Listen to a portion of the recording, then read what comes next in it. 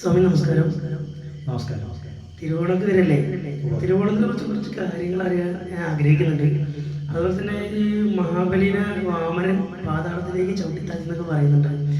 അപ്പൊ അതിനെക്കുറിച്ചും ആ കഥകളൊക്കെ ഒന്ന് കേൾക്കാൻ ആഗ്രഹമുണ്ട്. ശ്രീ ഗുരുഭ്യോ നമഃ. ശ്രീ ഗുരുവായൂരപ്പ ശരണം. വലിയൊരു വിഷയമാണ്. പലരും പല നിലയിലത് പറഞ്ഞിട്ടുണ്ട്, പറഞ്ഞ് ധരിച്ചിട്ടുണ്ട്. ഏതായാലും ഈ പലരും ധരിച്ചതോ പറയുന്നതോ അല്ല അതിൻ്റെ വിഷയം. ഭാഗവതത്തിൽ കൃത്യമായിട്ട് ഇതിനെപ്പറ്റി പ്രതിപാദിക്കുന്നുണ്ട്. തിരുവോണം എന്നത് ഭഗവാൻ വാമനനായിട്ട് അവതരിച്ച ദിവസമാണ്. ചിങ്ങമാസത്തിലെ ദ്വാദശി തിഥിയിൽ ഭഗവാൻ മധ്യാഹ്നത്തിൽ, ദിനമധ്യത്തിൽ, ഉച്ചയ്ക്ക് ആണ് ഭഗവാന്റെ ജനനം. അതുകൊണ്ട് ജ്യോതിശാസ്ത്രത്തിൽ എങ്ങനെ പറയും, ആ സമയത്ത് ആ നക്ഷത്രത്തിൽ ജനിച്ച ആളുകൾക്ക് ധാരാളം മൂസത്തുണ്ടാകുന്നൊക്കെ പറയും. ഇത് ശരിക്കും കാർഷികോത്സവമാണ്. കാരണം പഞ്ഞമാസമാണല്ലോ, അങ്ങനെയല്ലേ പറയുക കർക്കിടകത്തിന്. അപ്പോൾ ഈ കർക്കിടകത്തിലെ ആ ഒരു ദാരിദ്ര്യ പ്രവേശമൊക്കെ ഒന്ന് മാറിയിട്ട് ചെറിയൊരു പൊൻവെയിൽ എന്നൊക്കെയുള്ള നല്ലൊരു വെയിലൊക്കെ ചിങ്ങത്തിൽ വന്ന് ഇരിക്കുമ്പോൾ നെല്ലൊക്കെ പാകമായിട്ട് ആകുമ്പോൾ അതിനെ കൊയ്ത്ത് കഴിഞ്ഞ് സമൃദ്ധിയോട് കൂടിയിട്ട് ആഘോഷിക്കുന്നൊരു ദിവസമാണ്. കാരണം നമ്മുടെ ആഘോഷങ്ങളെല്ലാം ശരിക്കും കാർഷികമായിട്ട് ബന്ധപ്പെട്ടതാണ്. അത് കഴിഞ്ഞാൽ പിന്നെ ആയില്യമകളുണ്ട്. ആയില്യത്തിൻ്റെ സസ്യം നെല്ലാണ്. ഇതൊക്കെ കാർഷികോത്സവമാണ്. ഇരിക്കട്ടെ, ഇനിയിപ്പോൾ എന്താണെങ്കിലും അതിൻ്റെ അപ്പോൾ ചോദിച്ച കഥ. അപ്പോൾ ഭൂലോകം, ഭൂവർലോകം, സ്വലോകം, മഹലോകം, ജനലോകം, തപലോകം, സത്യലോകം, അങ്ങനെ 7 ലോകങ്ങളുള്ളത്. പിന്നെ ചുവട്ടിലേക്കാണെങ്കിൽ അതലം, വിതലം, സുതലം, രസാതലം, തലാതലം, മഹാതലം, പാതാളം, ഇങ്ങനെ ഈ 14 ലോകങ്ങളാണ് ഉള്ളത്. അതിൽ ബലി ചക്രവർത്തി ശരിക്കും ഇവർക്ക് ഓരോരുത്തർക്കും ഓരോ ലോകങ്ങൾ നൽകിയിട്ടുണ്ട് താമസിക്കാനായിട്ട്. അങ്ങനെ ഇവർക്ക് അനുവദിച്ചു കൊടുത്തിട്ടുള്ള സ്ഥലമാണ് പാതാളം. പക്ഷെ ഇദ്ദേഹം എന്ത് ചെയ്തു വെച്ചാൽ സ്വർഗം ആക്രമിച്ചിട്ട് ഇന്ദ്രനെ നിഷ്കാസിതനാക്കിയിട്ട് സ്വർഗത്തിൻ്റെ അധിപനായി ആണ്. ശരിക്കും അതിലൊരു ഔചിത്യക്കുറവുണ്ട്. കാരണം ഓരോരുത്തർക്ക് ഓരോന്ന് അനുഭവിക്കാൻ കൊടുത്തത് ഭഗവാനാണ്. ഇന്ദ്രനെ സ്വർഗത്തിൽ പിടിച്ചിരുത്തിയതും ഭഗവാനാണ്. അപ്പോൾ ഭഗവാനായിട്ട് പിടിച്ചിരുത്തിയ ഒരാളെ വേറൊരാൾ കയറിയിട്ട് പുറത്താക്കിയിട്ട് അവിടെ ആ സ്ഥാനം താൻ അലങ്കരിക്കുക എന്ന് പറഞ്ഞ തന്നെ ഒരു ഔചിത്യക്കുറവുണ്ട്. പക്ഷെ ഇങ്ങനെയൊക്കെ ആണെങ്കിലും പ്രഹ്ലാദൻ്റെ പൗത്രനാണ്, പേരക്കുട്ടിയാണ്. അതൊരു പാരമ്പര്യമുണ്ട്. പിന്നെ ഭക്തനാണ്, നല്ല നിഷ്ഠയുണ്ട്, ആത്മാർത്ഥമായിട്ട്. ശരിക്കും രഞ്ജയതി പ്രജാഹ ഇത് രാജ എന്ന് പറയും. പ്രജകൾക്ക് സന്തോഷം കൊടുക്കുന്നവനാരോ അവൻ രാജാവ് എന്നാണ്. അപ്പോൾ ആ നിലയിൽ പ്രജാപരിപാലനം നടത്തിയ ആളാണ് ഇദ്ദേഹം. അപ്പോൾ ഇന്ദ്രൻ ശരിക്ക് അധികാരമില്ല, ലോകവുമില്ലാത്ത നിലയിൽ കറങ്ങി ഒളിച്ചു നടക്കുന്നൊരവസ്ഥ ഉണ്ടായിരുന്നു.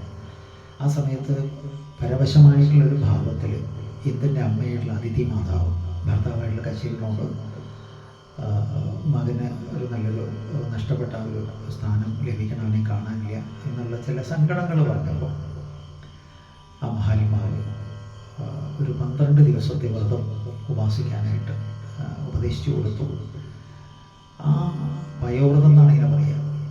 ആ വ്രതത്തിൻ്റെ ഭാഗമായിട്ട് പിന്നെ അദ്ദേഹത്തിൻ്റെ അനുഗ്രഹം കൊണ്ടും അവരുടെ സാഹചര്യം കൊണ്ടും ഒക്കെ പിന്നെ ഭഗവാന് ചില കാര്യങ്ങൾക്ക് അവതരിക്കേണ്ടതുണ്ടല്ലോ. അതിന് എല്ലാത്തിനും ഒരു കാരണം. കാരണം ഒരു കാരണമില്ലാതെ ഒരു കാര്യം ഉണ്ടാവില്ല എന്നാണ് പ്രപഞ്ചത്തിൽ അങ്ങനെ ഒരു നിയമമാണ്. അങ്ങനെ ഭഗവാൻ അവതരിക്കുകയാണ്. അതിനുശേഷം അപ്പോൾ ഈ സമയത്ത് ശുക്രാചാര്യരുടെ അഭിപ്രായ പ്രകാരം, ശുക്രാചാര്യരോട് ഇദ്ദേഹം ചോദിച്ചത് പ്രകാരം ഇന്ദ്രനെ നിഷ്കാസിതനാക്കാൻ എന്താണ് വഴിയെന്ന് ചോദിച്ചപ്പോൾ അതിന് കരുത്ത് കിട്ടണമെങ്കിൽ വിശ്വജിത്ത് യാഗം ചെയ്യണം എന്ന് അദ്ദേഹം പറഞ്ഞു കൊടുക്കാൻ. അതിൻ്റെ ഭാഗമായിട്ട് ഇദ്ദേഹം വിശ്വജിത്ത് യാഗം നടത്തി. ഈ യാഗം നടത്തിയ സ്ഥലം ശരിക്കും ഗുജറാത്തിൽ നർമ്മദാ നദീ തീരത്ത് കച്ച് എന്നുള്ള സ്ഥലത്താണ് യാഗം ഭംഗി. അതിൻ്റെ ഒരു എന്താ പറയുക, അതിൻ്റെ ഒരു പ്രഭാവമുണ്ട്. അദ്ദേഹത്തിന് സ്വർഗം പിന്നെ പിടിച്ചെടുക്കാൻ സാധിച്ചു. വീണ്ടും അലസമായിട്ട് അദ്ദേഹം ഇങ്ങനെ നടക്കുന്ന സമയത്ത് ഗുരുനാഥൻ പറഞ്ഞു, സാധാരണ അങ്ങനെയാണല്ലോ, കാര്യം നടന്നു കഴിഞ്ഞാൽ ഒരു ആലസ്യം വരുമല്ലോ.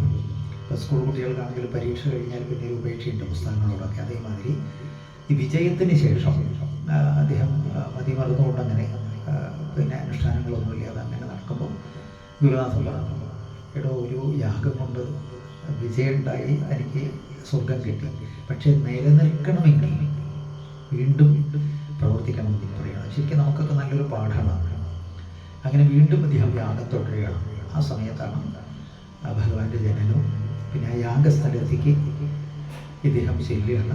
ഒരു ബ്രാഹ്മണനായിട്ട് ഒരു ബ്രഹ്മചാരി വേഷത്തിൽ ചേർന്നു അദ്ദേഹത്തിനോട്. അപ്പോൾ ഈ യാഗസ്ഥലത്തേക്ക് മഹത്വമുള്ള ആളുകൾ ആര് വരുന്നതും യാഗത്തിന് പുണ്യാണ്, അങ്ങനെയാണ്. കാരണം എപ്പോഴും സമർത്ഥമായിട്ട് സാധനങ്ങൾ കരുതും ആളുകൾ, വരുന്ന ആളുകൾക്ക് കൊടുക്കും. കാരണം അത് വലിയൊരു നിയമമാണല്ലോ. പിന്നെ അനുഭവിക്കുക, ദക്ഷിണാദികൾ ചെയ്യുക, യാഗത്തിനുള്ള സംഭാരങ്ങൾ വെക്കുക, ഇങ്ങനെ മൂന്നായിട്ട് ഭാഗിക്കണം സമ്പത്ത് എന്നാണ്. കാരണം യാഗം കഴിഞ്ഞാൽ പിന്നെ ഒന്നും ബാക്കി ഉണ്ടാവരുത് എന്നാണ്. യാഗം ചെയ്തൊരു കാശുണ്ടാക്കുകയല്ല ചെയ്യാൻ, എല്ലാം കൊടുത്തും അനുഭവിച്ചു തീർക്കുന്നതാണ്. അത് കഴിഞ്ഞാൽ പിന്നെ ഒന്നുമില്ല. പിന്നെ യാഗശാല കത്തിക്കൽ കൂടിയില്ലല്ലോ. യാഗശാല കത്തിക്കുമ്പോൾ പിന്നെ എന്താണ് മഴയാണ്. മഴയ്ക്ക് ശരിക്കും പറയുന്നത് അമൃതവർഷം എന്നാണ് പറയുക. പിന്നെ വർഷം പിന്നെ വീണ്ടും വിളവുകൾ ഭൂമിയിൽ ഉണ്ടാവുകയാണ്. ഇതാണ് അതിൻ്റെ ഒരു ക്രമം. അപ്പോൾ ഏതായാലും ആ യാഗസ്ഥലത്തേക്ക് ഈ ബ്രഹ്മചാരി കുട്ടി വരുന്നു. വളരെ സന്തോഷത്തോടുകൂടി സ്വീകരിച്ചു. മോൻ എന്താണോ വേണ്ടതെന്ന് ചോദിച്ചപ്പോൾ, ഞാനൊരു ബ്രഹ്മചാരിയാണ്, എനിക്ക് ഇരുന്ന് ഉപാസിക്കാനായിട്ട് ആരും ഇറങ്ങിപ്പോകാൻ പറയാത്ത വിധത്തിൽ ഒരു 3 അടി മണ്ണ് വേണം. അപ്പം അദ്ദേഹം കൂടുതൽ ചോദിച്ചു, കൂടുതൽ ആവശ്യപ്പെട്ടോട് മുന്നേ ഞാനൊരു ദാനം നൽകിയിട്ട് അത് തികയാതെ വന്നിട്ട് വേറൊരാളെ സമീപിക്കേണ്ടത് ആയിട്ട് വന്നാൽ എനിക്കത് വിഷമമാണ്. അതുകൊണ്ട് മോൻ കൂടുതൽ എന്തെങ്കിലും ചോദിക്കുമെന്ന് പറഞ്ഞു. പലതവണ ഈ ഒരു ചർച്ച നടന്നാലും ഭഗവാൻ വാമനൻ അതിൽ ഉറച്ചു നിന്നു. അദ്ദേഹം പറഞ്ഞ മറുപടി എന്താ വെച്ചാൽ, ഒരാളുടെ കയ്യിൽ എത്രയോ ഉണ്ടായിക്കോട്ടെ, പക്ഷെ ആവശ്യമുള്ളതിൽ കവിഞ്ഞ് ആഗ്രഹിക്കുന്നതും ആവശ്യപ്പെടുന്നതും ധർമ്മമല്ല ആണ് ബ്രഹ്മചാരി പറഞ്ഞ വാക്ക്. ഏതായാലും അങ്ങനെ അദ്ദേഹം കുട്ടിയുടെ നിർബന്ധത്തിന് വഴങ്ങി 3 അടി മണ്ണ് കൊടുക്കാൻ തയ്യാറായി. ആ ദാനസങ്കല്പം ചെയ്തു. വെള്ളമൊഴിച്ച് തീർത്ഥമൊഴിച്ച് കൊടുക്കുക, ദാനസങ്കല്പം പറയുക, അങ്ങനെയൊക്കെയുണ്ട്. ഏതായാലും അതിനുശേഷം ഭഗവാൻ ചെയ്തത് 2 പാദങ്ങളെ കൊണ്ട് അധോലോകവും ഊർധലോകവും അളന്നു. 3ാമത്തെ അളക്കാൻ സ്ഥലമില്ല. ഈ സമയത്ത് ബലിക്ക് വാഗ്ലംഘനം വന്നല്ലോ. അതിൻ്റെ ഭാഗമായിട്ട് വരുണപാശത്തെ കൊണ്ട് ബലി ബന്ധിക്കപ്പെട്ടു. അപ്പോഴും 2 അഭിപ്രായം ഉണ്ടായി. കുറേ ആളുകൾ പറഞ്ഞു കുറച്ച് അഹങ്കാരം, അവനങ്ങനെ വേണം. ചിലർ പറഞ്ഞു അങ്ങനെ വരാൻ വയ്യ, ഇത് ഇങ്ങനെ പറഞ്ഞ് പറ്റിക്കാൻ പാടുണ്ടോ സാധുവിനെ, അങ്ങനെ 2 അഭിപ്രായം ഉണ്ടായി. ഏതായാലും ഈ കാര്യങ്ങൾ ഇങ്ങനെ നടക്കണതിൻ്റെ ഇടയിൽ ബലി തന്നെ പറഞ്ഞു. അത് ഭാഗവത്തിൽ ആ ഭാഗമുണ്ട്, നല്ല രസമായിട്ട് പറയില്ല. എന്താ, ഭഗവാൻ അനുവദിക്കുകയാണെങ്കിൽ എനിക്ക് യദുത്തമ ശ്ലോക ഭഗവാൻ മമേരിതം വജോ വെളീകം സുരവര്യമന്യതേ കരോമൃതം തന്നെ ഭവയിൽ പ്രലംബനം പദം തൃതീയം കുരു ശീർഷ്ണിമേ നിജം എന്നാണ്. ഭഗവാൻ അനുവദിക്കുകയാണെങ്കിൽ, അനുഗ്രഹിക്കുകയാണെങ്കിൽ ഈ 3 അടി എന്നുള്ള എൻ്റെ വാക്ക് സത്യമാക്കാൻ സാധിക്കും. കാരണം അങ്ങയുടെ പാദം പെടാത്തൊരു സ്ഥലമുണ്ട്, അത് അടിയൻ്റെ ശിരസ്സാണ്. അടിയൻ്റെ ശിരസ്സിൽ അങ്ങയുടെ 3ാമത്തെ പാദം കൂടി വെച്ചിട്ട് ആ 3 അടി എന്നുള്ള ആ ഒരു വാക്കിനെ യാഥാർത്ഥ്യമാക്കാൻ സഹായിക്കണം എന്ന് ഭഗവാനോട് ആവശ്യപ്പെട്ടാണ്. ഭഗവാൻ ചിരിച്ചു. അങ്ങനെ തൻ്റെ തൃപ്പാദങ്ങൾ ഒന്ന് പൊക്കി അദ്ദേഹത്തിൻ്റെ ശിരസ്സിൽ അങ്ങനെ അനുഗ്രഹിക്കുകയാണ്. ഇപ്പോഴും നമ്മൾ ഈ മൂപ്പിൽ സ്വാമിമാരൊക്കെ ഉണ്ട്, അങ്ങനെ അവരെയൊക്കെ അടുത്ത് പോയി കഴിഞ്ഞാൽ അനുഗ്രഹിക്കുന്ന പാദമുണ്ട്, തൊടില്ല, അങ്ങനെ ഇങ്ങനെ വയ്ക്കും. അപ്പോൾ അവിടെ നമ്മൾ നമസ്കരിക്കാം. ശരിക്കും സാക്ഷാത്കാരം പാദത്തിലാണ്. കാരണം ഒരു വ്യക്തിയുടെ ഏറ്റവും ശ്രേഷ്ഠമായിട്ടുള്ള ഭാഗമുള്ള പാദമാണ്.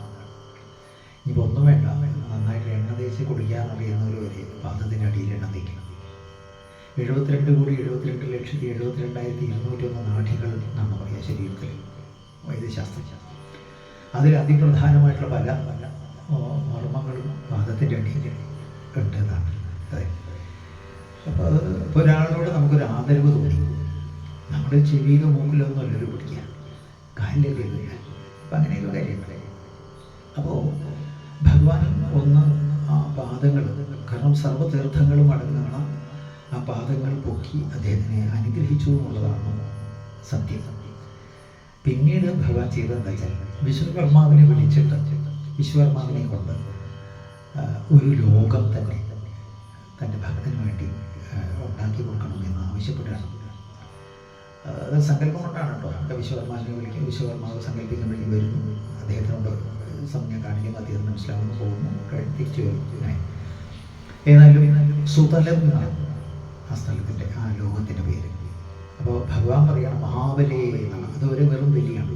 അപ്പോൾ ഭഗവാനാണ് അദ്ദേഹത്തിന് അങ്ങനെ സംഭവം ചെയ്യുന്നത്. മഹാബലി, അങ്ങ് അങ്ങയുടെ സത്യ പാലനം കൊണ്ടും ആ ദാനത്തിൻ്റെതായിട്ടുള്ള മഹത്വം കൊണ്ടും എല്ലാ ലോകങ്ങളെയും ദേവന്മാരെയൊക്കെ കീഴടക്കിയിരിക്കുന്നു. അതുകൊണ്ട് അങ്ങ് സ്വർഗം പോലും നാണിക്കുന്ന വിധത്തിൽ, എന്നുവെച്ചാൽ അത്ഭുതപ്പെടുന്ന വിധത്തിലുള്ള മഹത്തായ ഒരു ലോകം അങ്ങേക്ക് വേണ്ടി നിർമ്മിച്ചിട്ടുണ്ട്, അങ്ങോട്ട് ചെന്നാട്ടെ എന്ന് പറയുന്നത്. അത് മാത്രമല്ല, അദ്ദേഹം ഒന്നുകൂടി പറഞ്ഞു, അതിൻ്റെ പടിപ്പുര, ഗോപുരം, അപ്പോൾ ഗോപുരത്തിലെ ആ ഭാഗങ്ങൾ അത് ഒഴിച്ചില്ല, അത് എനിക്ക് വേണം. ഞാൻ അങ്ങയുടെ ഗോപുരദ്വാരത്തിൽ പാലകനെ പോലെ, ദേവീജയന്മാരെ ഭഗവാൻ വൈകുണ്ഠത്തിൽ നിൽക്കുന്നുണ്ടല്ലോ, അതേപോലെ നിരന്തര ദർശനം തന്നുകൊണ്ട് ഞാൻ അവിടെ ഉണ്ടാവാം. അങ്ങനെയാണ് വാക്ക്. ഈ ഒരു രംഗം അവിടെ ഉണ്ടായപ്പോൾ പ്രഹ്ലാദൻ അത്ഭുതപ്പെട്ട് തുള്ളിച്ചാടി സന്തോഷത്തോടു കൂടിയിട്ടാണ് വരുന്നത്. എന്നിട്ട് അദ്ദേഹം പറയുന്ന വാക്കെന്താ വെച്ചാൽ, പ്രഭോ, അവിടെ നിന്ന് നമ്മളുടെ അച്ഛനെ ശിക്ഷാരൂപത്തിൽ രക്ഷിക്കാനായിട്ട്, കാരണം ഭഗവാന്റെ കൈകൊണ്ട് വധിക്കപ്പെട്ടവന് മോക്ഷമാണ്, നരസിംഹമായിട്ട് സത്യം പിതാതും നിജ പ്രത്യഭാഷിതമാണ്. കാരണം ഭഗവാൻ സ്വേച്ഛാമയനാണെങ്കിൽ പോലും ഭഗവാൻ ഇഷ്ടമല്ല നോക്കിയത്, ഭക്തന്റെ ആവശ്യമാണ്. കാരണം അത് ആവശ്യപ്പെട്ടത് അങ്ങനെയല്ലോ, പകല് കൊല്ലരുത്, രാത്രി കൊല്ലരുത്, മനുഷ്യൻ കൊല്ലരുത്, മൃഗം കൊല്ലരുത്, ഇങ്ങനെയൊക്കെ പറഞ്ഞല്ലോ. അപ്പം അതിനെല്ലാം സഫലീകരിക്കുന്ന നിലയിലാണല്ലോ ഭഗവാന്റെ അവതാരം ഉണ്ടായത്. അപ്പോൾ ആ സമയത്ത് എന്നെ മടിയിലെടുത്ത് വെച്ച് മൂർധാവിൽ ചുംബിച്ചു, ശിരസിൽ കൈവച്ച് അനുഗ്രഹിച്ചു.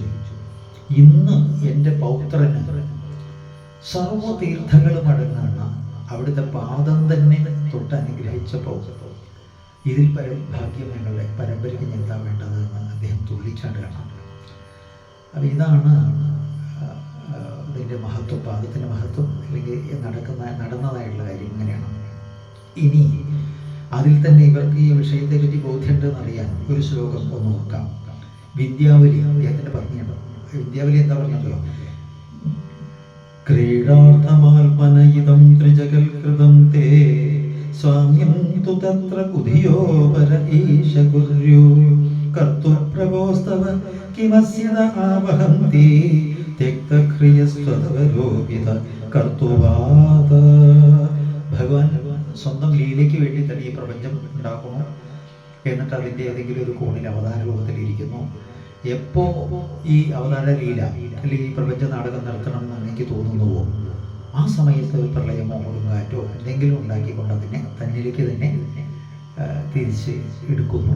പിന്നെ വിശ്രമം, പ്രളയം വിശ്രമം, അതിനുശേഷം സൃഷ്ടിക്കണം തോന്നുമ്പോൾ വീണ്ടും സൃഷ്ടി ആരംഭിക്കുക.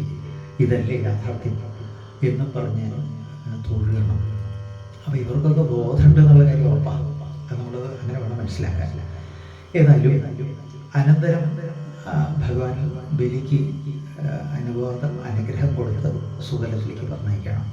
പക്ഷെ ഈ സമയത്ത് ബ്രഹ്മദേവൻ അത്ഭുതപ്പെട്ടുകൊണ്ട് 4 തലയാണല്ലോ എന്ന് വെച്ചാൽ 8 കണ്ണുകളിൽ നിന്ന് അത്ഭുതത്തോടു കൂടിയിട്ട് കണ്ണുനീരൊഴുക്കിയിട്ട് ചോദിക്കുകയാണ്, ഭഗവാനെ അവിടുത്തെ ലീല നമുക്ക് മനസ്സിലാവുന്നില്ല.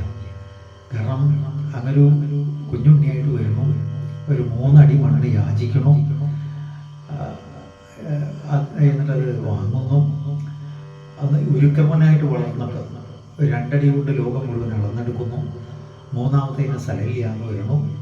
അപ്പോൾ സർവ്വതീർത്ഥങ്ങളും അടങ്ങുന്ന തൃപ്പാദങ്ങൾ തന്നെ പൊക്കി അദ്ദേഹത്തിൻ്റെ ശിരസിൽ അനുഗ്രഹിക്കുന്നു. കാരണം സഹസ്രാരം പടയാണ്.